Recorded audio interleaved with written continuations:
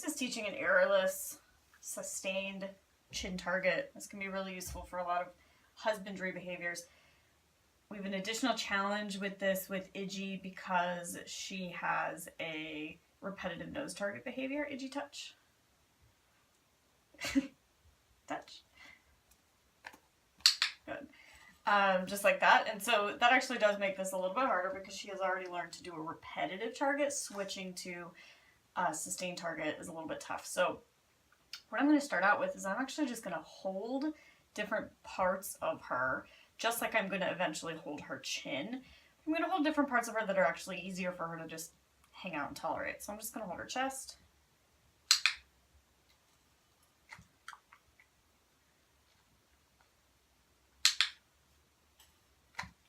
She's doing great with that, so I'm going to go up to her neck, making sure not to choke her, just putting some soft pressure there. Good.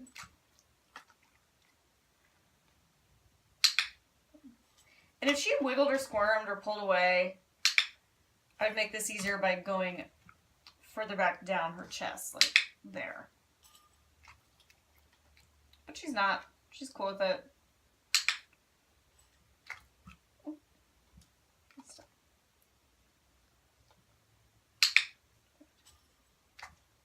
Okay. Now I'm going to start to move to her chin.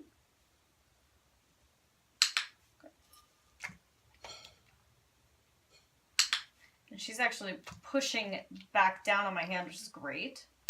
Versus if she, tried to move away or backed up, I obviously pushed it too far. So the point of errorless learning is to make sure that they don't make any mistakes, don't pull their head away, etc. So you want to go as slow as the dog needs you to go.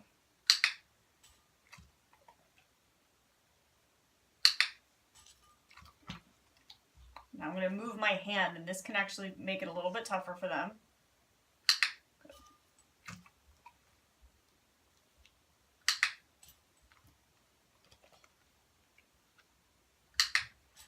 So I'm actually clicking now when she pushes back into my hand. That's going to be important in the next steps because I would actually like her to put her head in my hand on her own.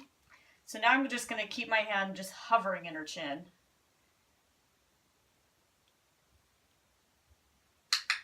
And she didn't push down, so I pushed up, and that's fine. So I'm going to hover again. I push up. And I'm just going to go back to steady pressure.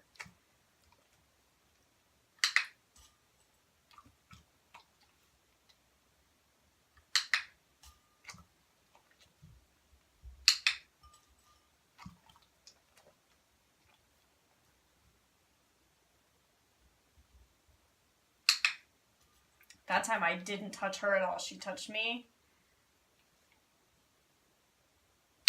Good. Now we're getting there. That's cute.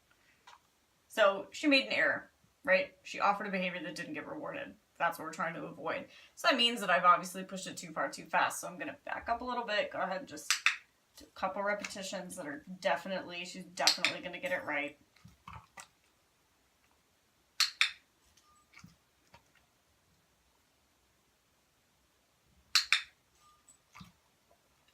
Just making sure I move slow enough that she can, yay, good girl, put her own chin in my hand if she chooses to.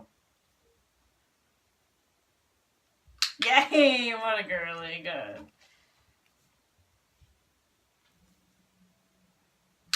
Nice. It's a little bit of a complication with using, the same hand to reward because of the slobber issue. However, it's easier for me than trying to reward with the clicker hand, so. Good, that was nice.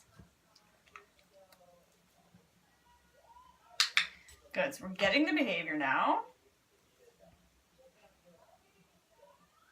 So now I'm going to go just for a little bit of duration.